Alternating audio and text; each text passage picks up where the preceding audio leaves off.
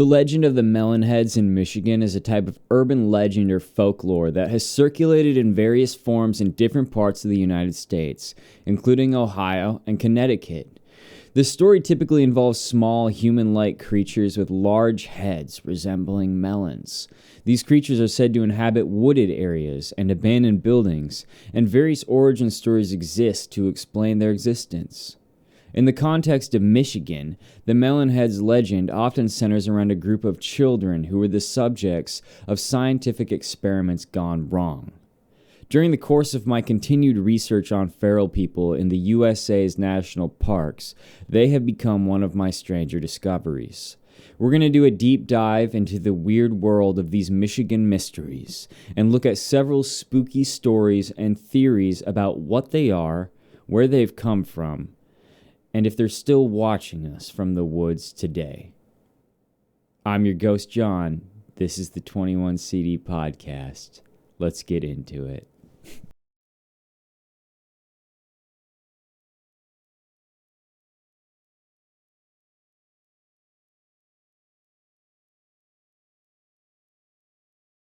Hey guys, welcome back to the 21 CD podcast. As always, I'm your ghost, John. If this is your first time here, hello. Remember to like, follow, and share. Find that one weird friend that you think would be interested in this kind of content and get them to indulge in the 21 CD podcast. We need all the help we can get. We're trying to defeat the algorithm. YouTube took down one of my videos yesterday. That sucks. So I was not prepared to do a whole nother full-length episode, but I aim to please, so here we are. The least you could do is like, follow, and share. That would be fantastic.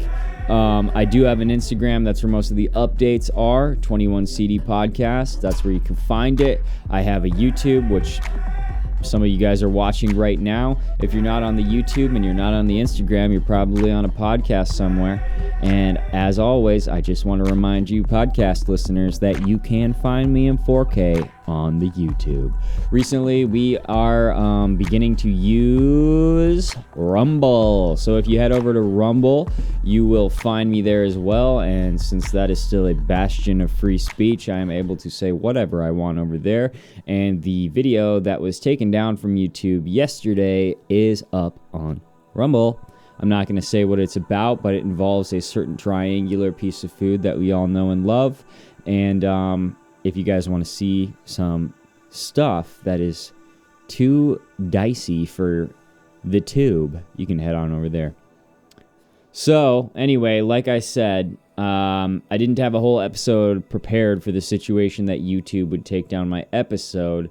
And I'm not going to lie, having my free speech violated like that after a ton of work and research was pretty dang frustrating, but this is the world we live in now. So, I'm not watering anything down, but this is probably a topic that you guys did not expect me to follow up with.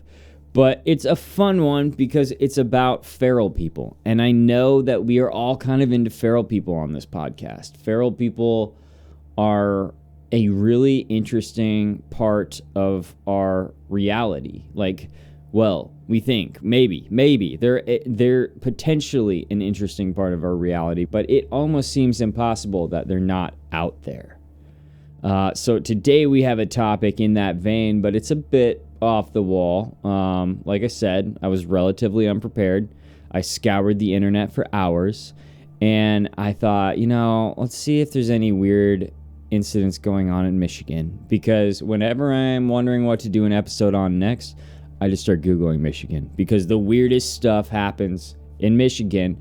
We've been covering a couple missing 411 cases that were bizarre and occurred in Michigan, and both of those cases involved stalkers from the woods before the victims went missing.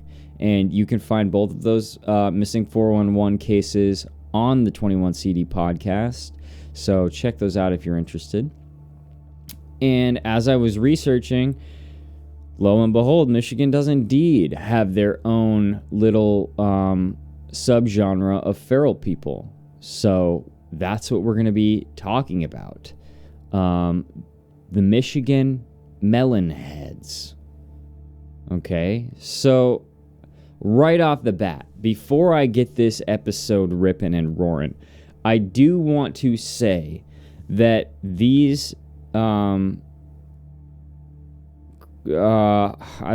entities, let's call them entities. These entities were called the Melon Heads in a time when disease was not particularly well understood.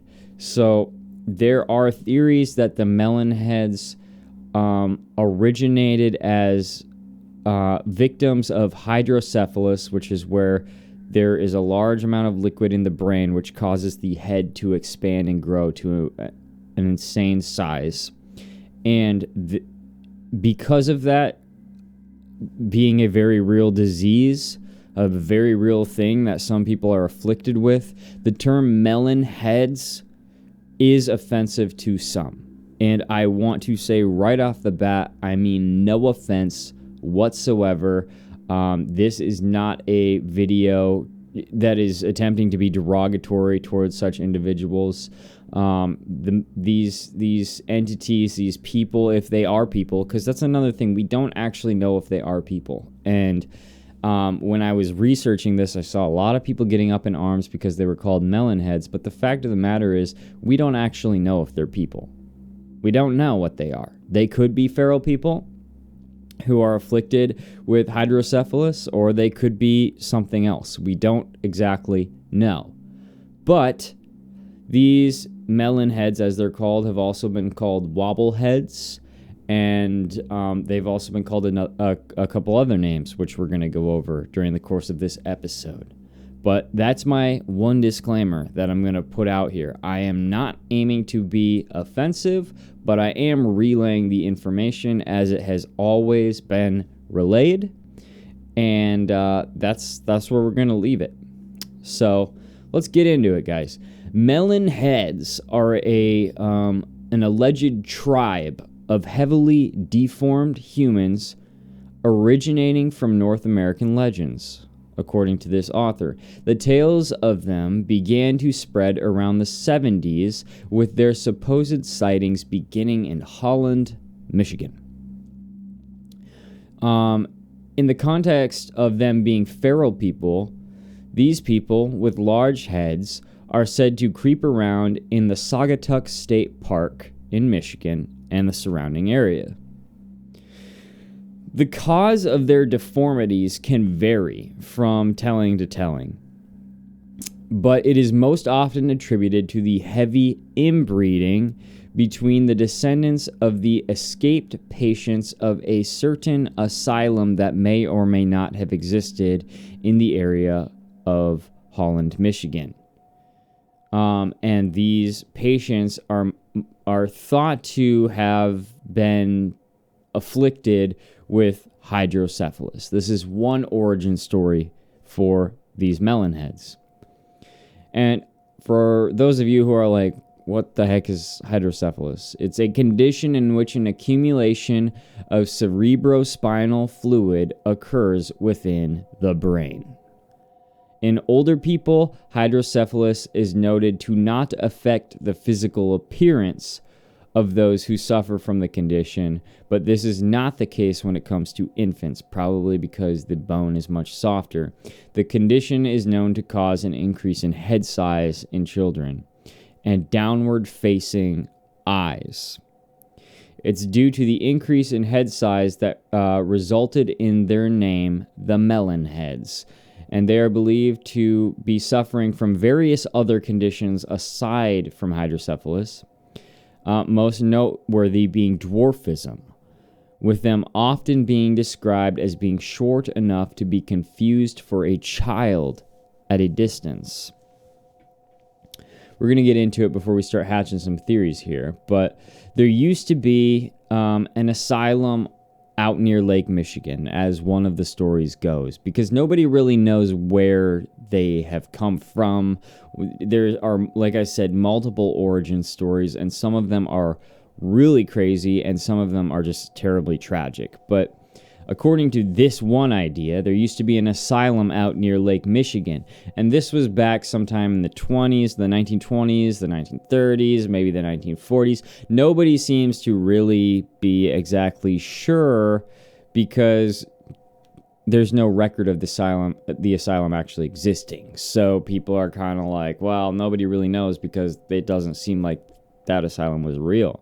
But in the incident that it was real and has been lost, the asylum was close to a very famous mansion called Felt Mansion.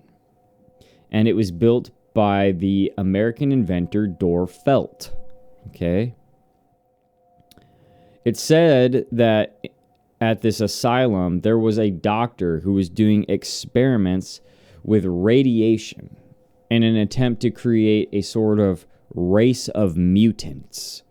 Nobody knows if this is what he intended, but eventually the experiments resulted in the patients sort of having abnormally large heads.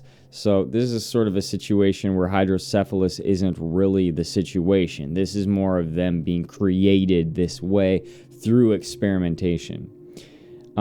This might have remained a secret if not for the fact that after a mysterious fire at the asylum one night, supposedly the doctor died in the blaze, the patients actually escaped the asylum and fled into the forest where their descendants still live today.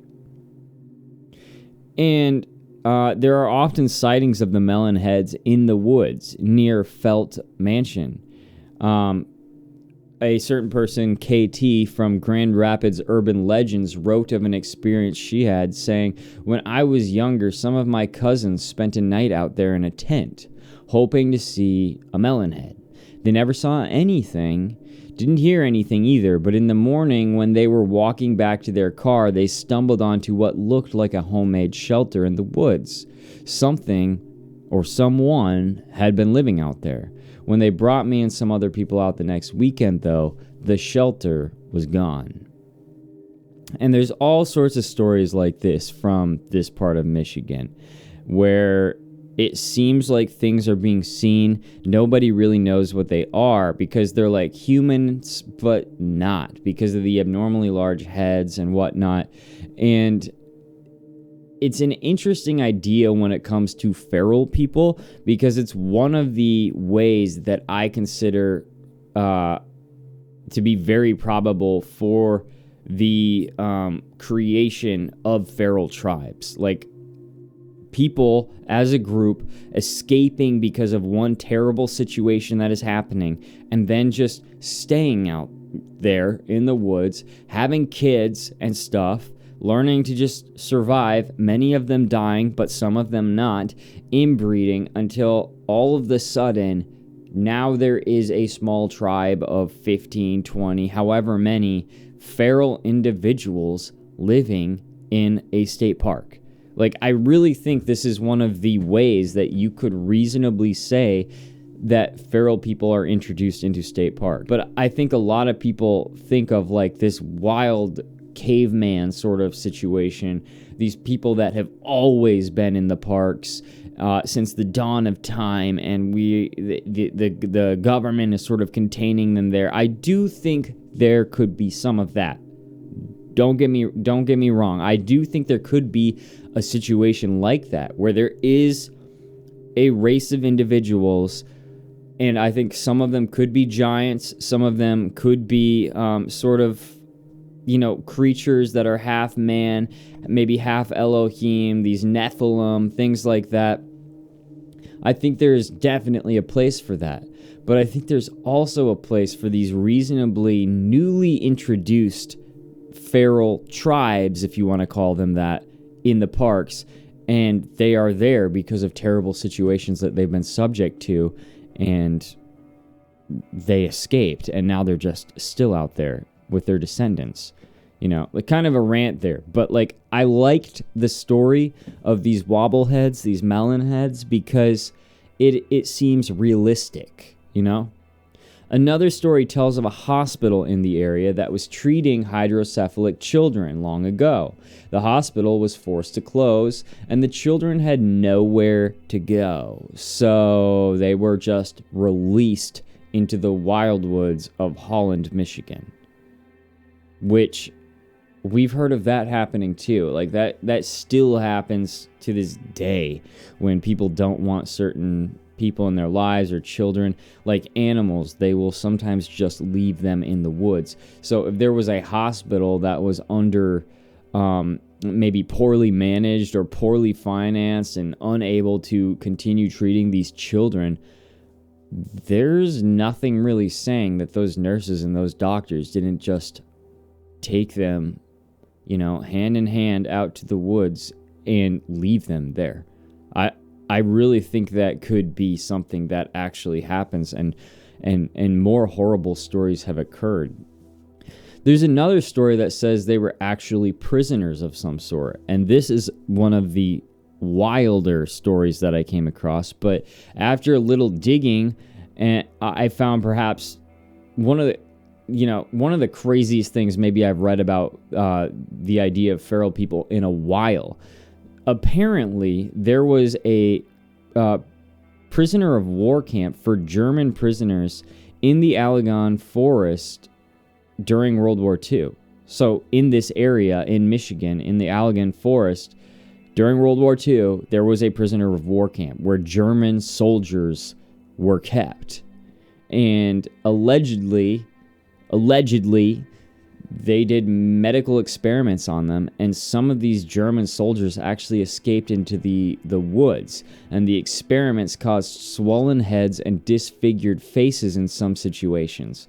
And it's said that the German soldiers who were afflicted by this experimentation would run through the forest screaming at night, and in theory you could hear them for miles. Now obviously that's a horror story, but there is a prisoner of war camp there, and there's almost nothing left except the foundations of the prison camp. There's very little on what actually went down there. It feels fake to me. I don't know for sure, but it felt like it was a little too perfect. But they say that the German soldiers were so nice that they helped the people of Michigan with their farms while they were being kept prisoner there. I don't know about that. First of all, I don't know if that would be allowed. Like, I don't know if you're going to let Nazis work on farms in your own country, in Michigan, during World War II. I don't know if that's something that would even be allowed. So already it kind of feels like this situation where we're trying to be like, no, we didn't have concentration camps in the United States, even though maybe we had something going on. But so it's kind of hard to know what the real story of this POW camp is. But one interesting fact that I did read was that many of the prisoners actually, quote unquote, chose to stay after the war and take up residence in Michigan. Like I said, whether that's propaganda or not, I have no idea. They made it when I was reading about this camp, and I'm telling you, there were not many results, like maybe a total of 9 Google results on this camp. But when I was reading about it, they were all very like, oh yeah, it was more of like a boys' camp for Nazi prisoners. Like, it was really nice, and they ate really well, and the people adored them, and they helped on the farms. And it's kind of like, that doesn't feel right. Like, that doesn't seem like that's the way it actually was. But that is the picture that was painted. I actually have the coordinates for this camp, so I might go out there once I get settled after my move up north and see what it actually looks like. But supposedly there's not much left. So as you can see, it's kind of difficult to know where exactly the Wobbleheads or the Melon Heads came from because, like I said before, records of an asylum have never been found in the region, and when it comes to the Nazi prisoner of war camp, the information also seems kind of skewed. But one thing that was there was a prison, like a certified prison. And aside from the POW camp, and it has since been torn down because it became, after it stopped being used, it became sort of just this place for teenagers to do drugs, and so they tore the thing down. But it gets really interesting when you realize that there's a vast network of trails in the Lake Township and some caves even. And surrounding the Felt Mansion in particular and Saugatuck Dunes State Park. And they're said to be haunted by this mysterious band of creatures, not just the Melon Heads, but including the Melon Heads. And the Melon Heads story, the legend, actually extends to all the way to Ohio and Connecticut. But in Ohio, there was this Dr. Crow who was allegedly experimenting on individuals who looked strikingly similar to the Melon Heads of Michigan.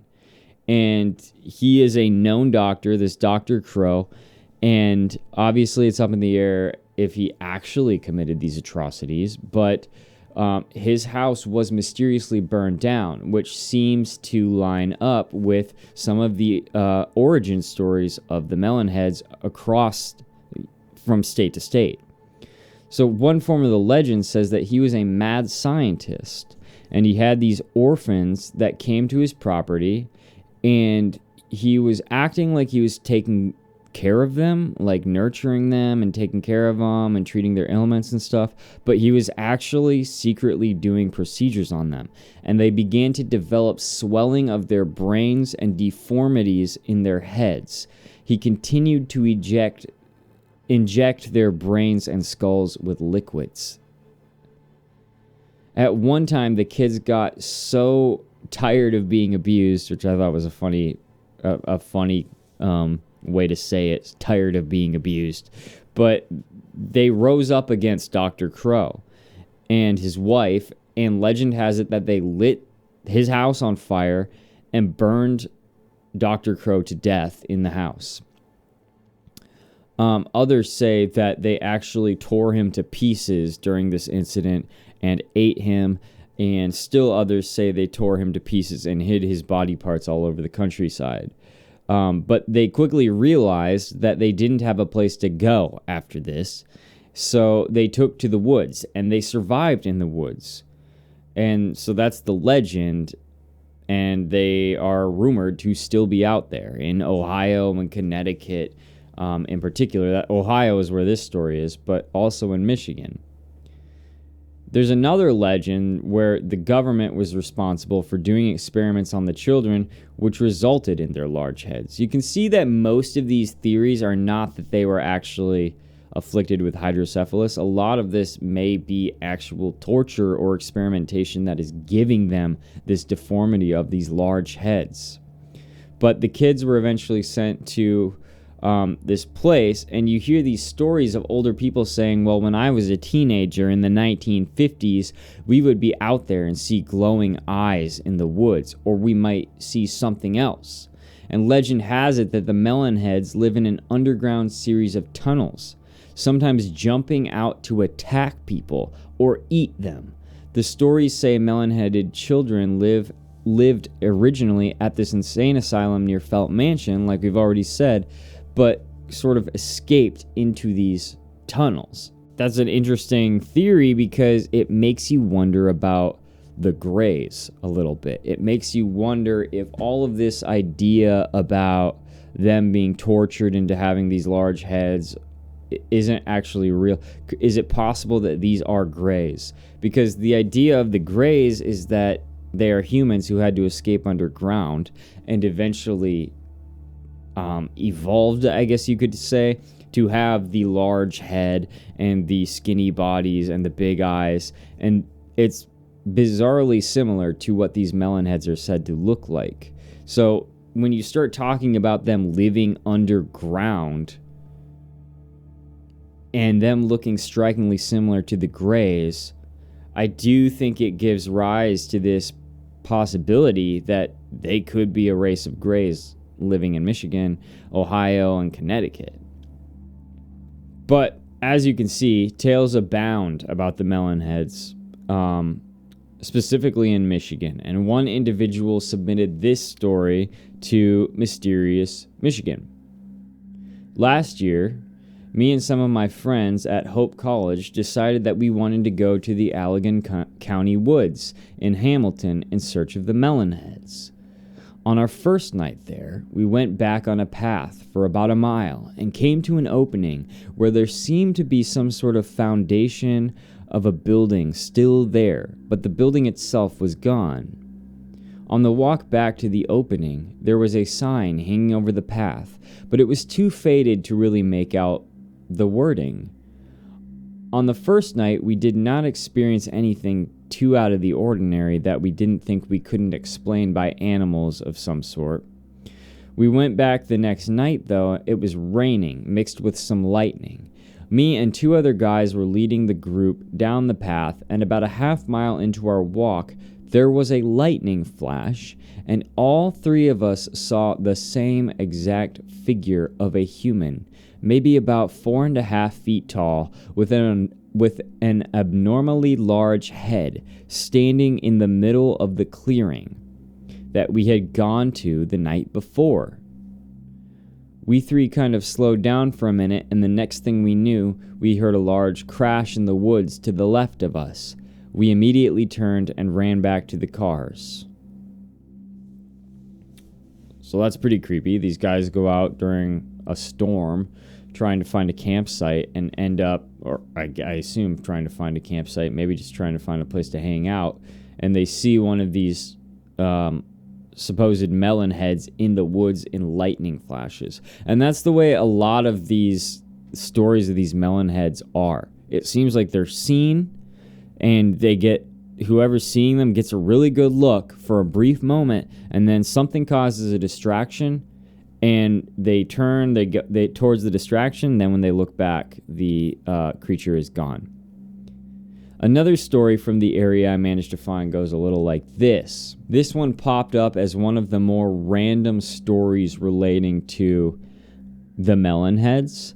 So do with it what you will, but it was interesting enough that I wanted to put it in. So the guy goes, "This happened roughly 15 minutes ago, and I am confused as well as somewhat freaked out. I drove to a small settlement about 20 minutes outside the city to pick up a friend from her trailer. I was sitting in my vehicle in front of her home waiting for her to come to the vehicle. I had my brights on as the settlement sits mostly in the dark and the roads lead to it are very dark. The settlement only houses a few people, so I was not concerned about my headlights being a problem. While I was sitting there having a smoke, I saw some kind of shadow moving just on the edge of where my headlights were shining. At first I assumed it was a neighbor wandering in the snow, but soon I realized that this was not the case. I could tell that it had stopped as I could see it standing just outside the light. It was the size of a young child, maybe 8 or 9, and was wearing all black. After standing there for a minute or so, it began to limp away.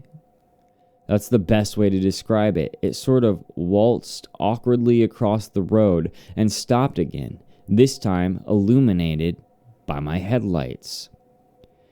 It had very few noticeable features, but the thing that absolutely freaked me out was its lack of an arm.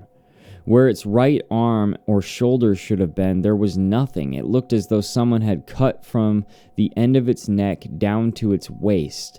Half the torso was missing. It seemed to lean awkwardly on the missing side, giving it the illusion of hunching over. The legs were very thin and almost looked curved or warped. I know it wasn't turned at a weird angle, making it look that way, as it was facing my vehicle head on.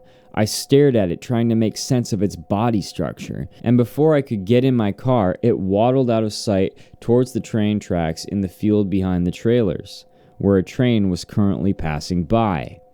My friend came out to the car and I told her what happened. Before I could finish, she asked me if it was missing an arm.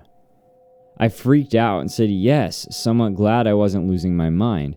She said her son, who was about 7 years old, had been claiming to see the same thing at night. She figured he was just being difficult as he is autistic. She was so scared by what I said that she decided to stay home and be with him.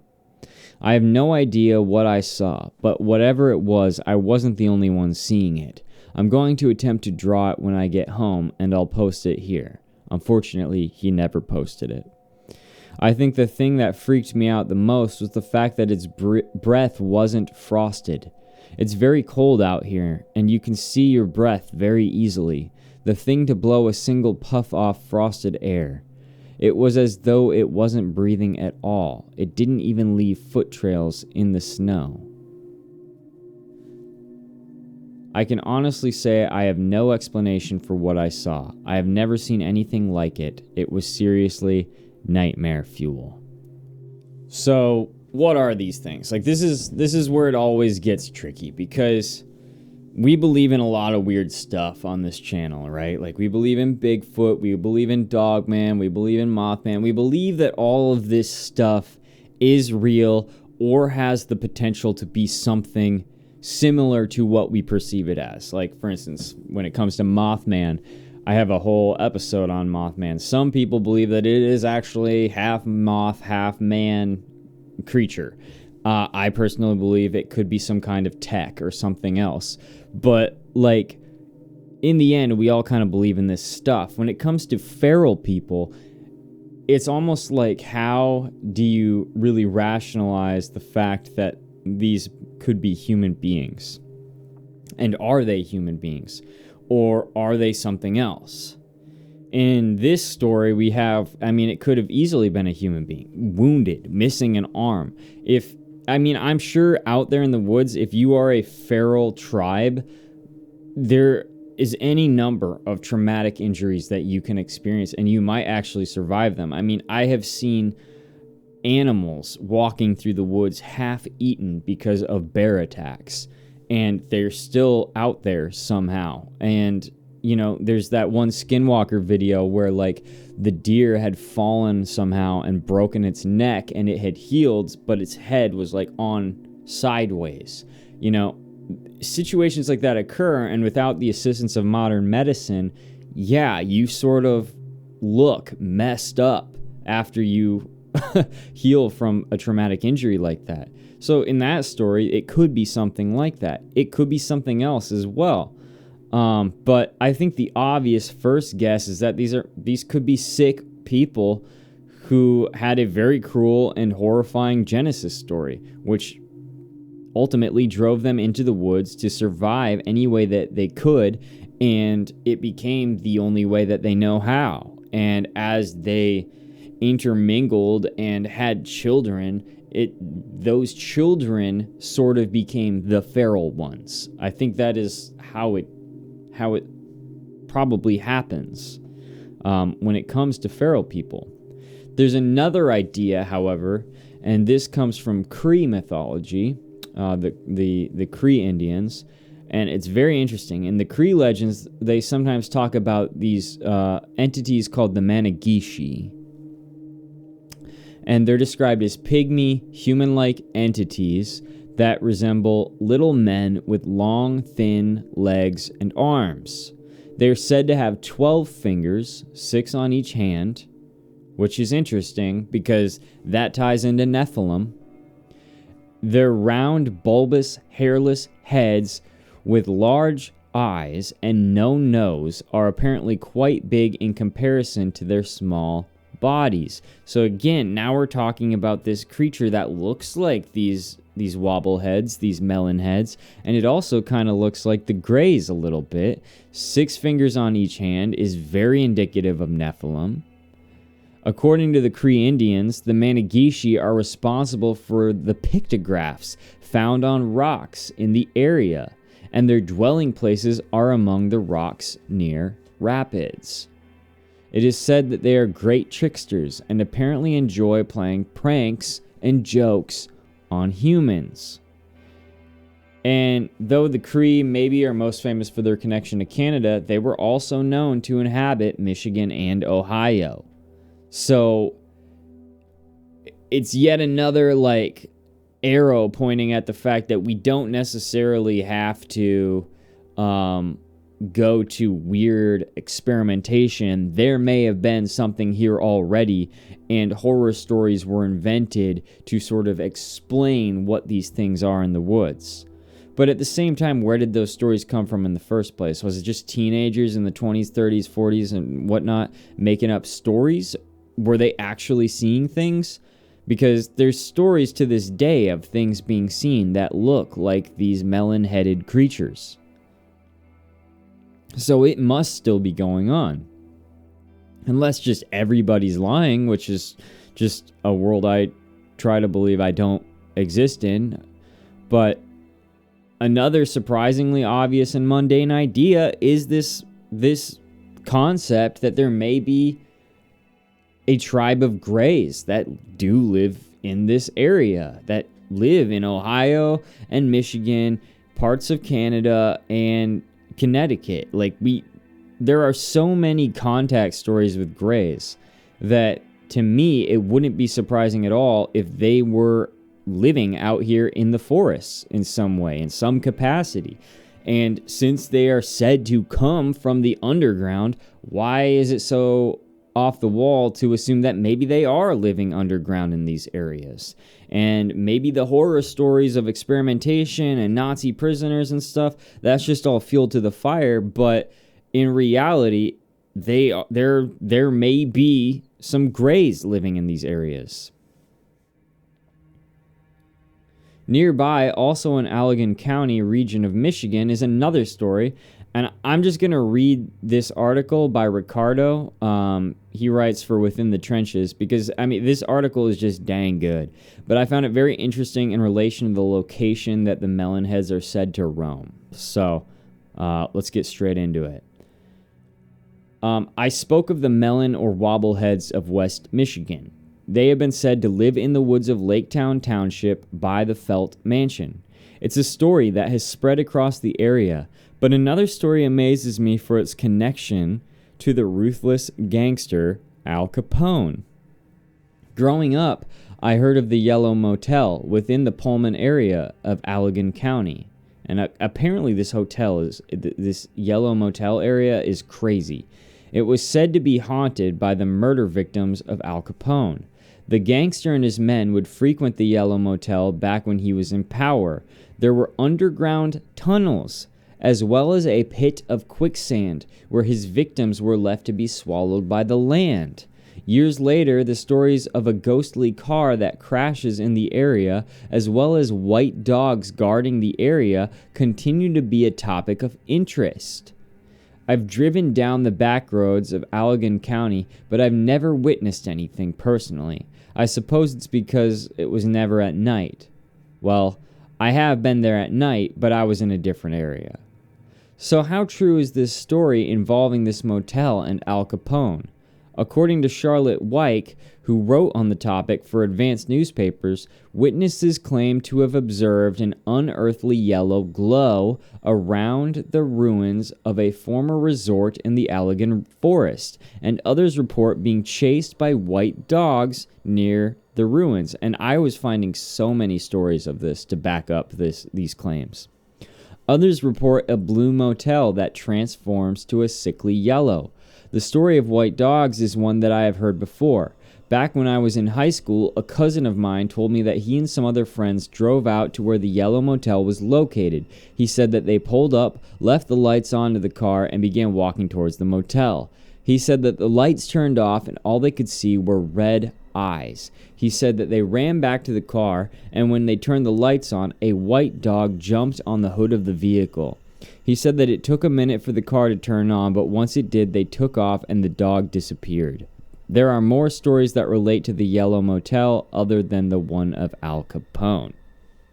Tanya Howe, a Yahoo Network contributor, also wrote about the Yellow Motel. She says, Ken, a friend of mine, was renting it when my husband and I drove by for a visit. However, Ken was not home.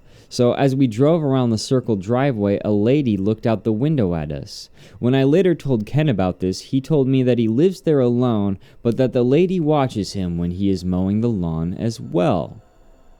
I can't imagine seeing this, let alone living within the motel when it once stood.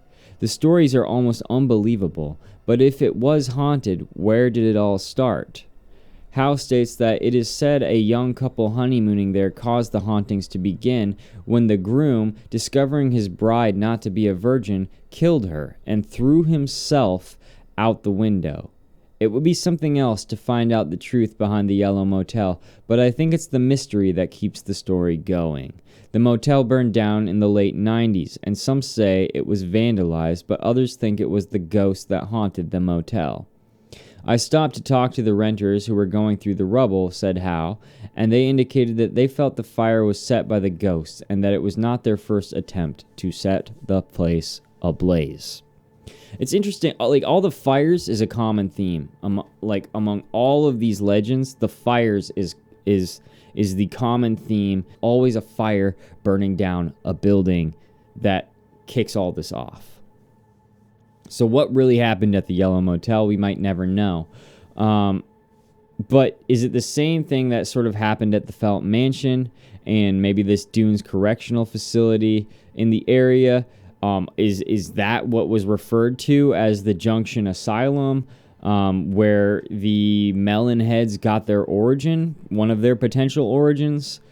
I kind of reached the end of the research that I could do on these topics, but it's definitely worth looking into because it feels very much like an unfinished story. Like, when I'm reading this stuff, it doesn't feel like anybody has any real answers. Everybody's kind of like, yep, there's something out in the woods, don't know what it is, but there's like 3 or 4 different ideas that we have that it could be. And also, this whole area has a history of hauntings. Al Capone was here burying bodies, and the white dogs are very interesting. So there's all sorts of stuff going on in this area. So I know all of this probably feels pretty random. Like, why are we talking about these weird little melon-headed creatures in Michigan? Of all things that I could have chosen to talk about, like, I don't even have an episode on Dogman or aliens even, or Bigfoot. Like, I haven't hit a lot of these major players that most people talk about on their paranormal podcasts. But I'm really into, like, for those of you who don't know, I'm moving up north. That's where I'm from, and I'm moving back in a few weeks. So I'm really looking at the area in a different light because the last time I lived there, I didn't have 21 CD. So now I've got 21 CD, and I'm bringing it to this new world. And I've started researching these missing 411 cases in Michigan and realizing that there is stuff going on in Michigan that revolves around creatures watching people from the woods, those people being able to tell somebody, and then those people dying, those people going missing and being found dead.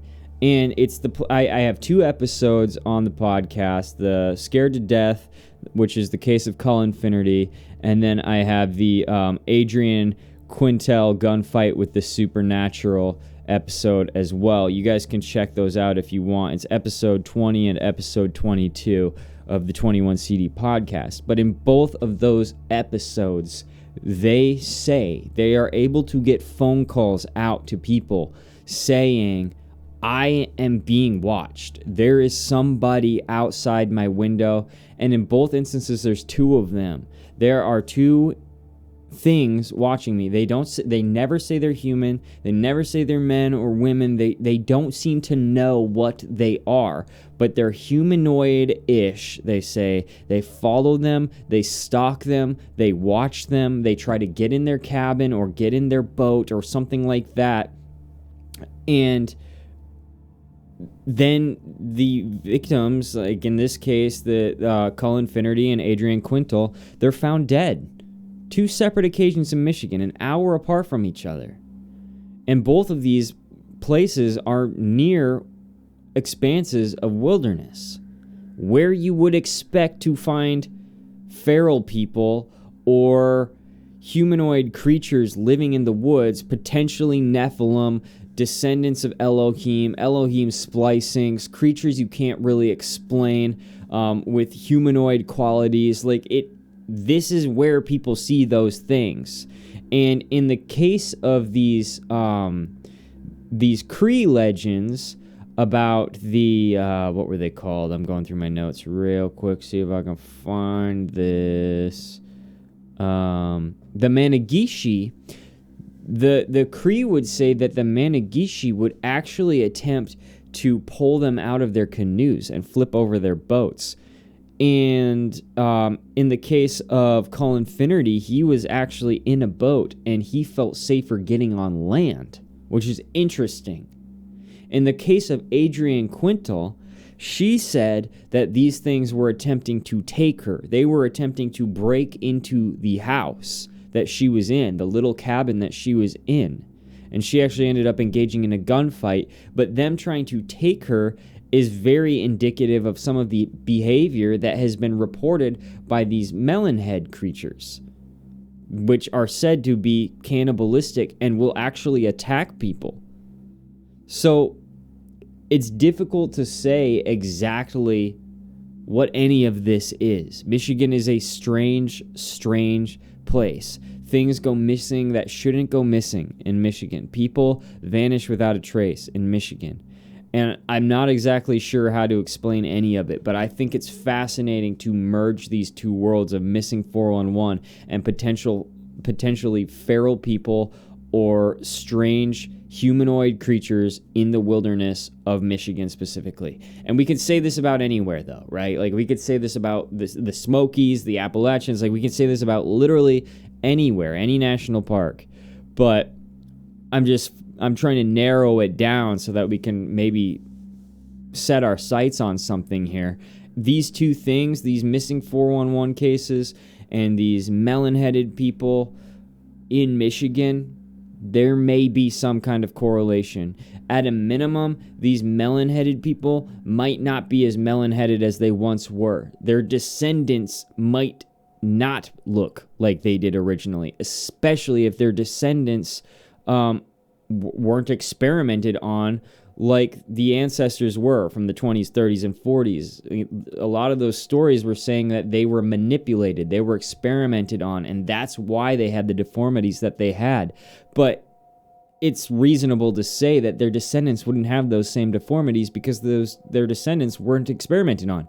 So if there was a small tribe of individuals who were experimented on somewhere in Michigan's past, and they fled into the woods and intermingled and interbred and had offspring, those offspring probably are just feral people. They're probably not these deformed beings that you can barely like identify.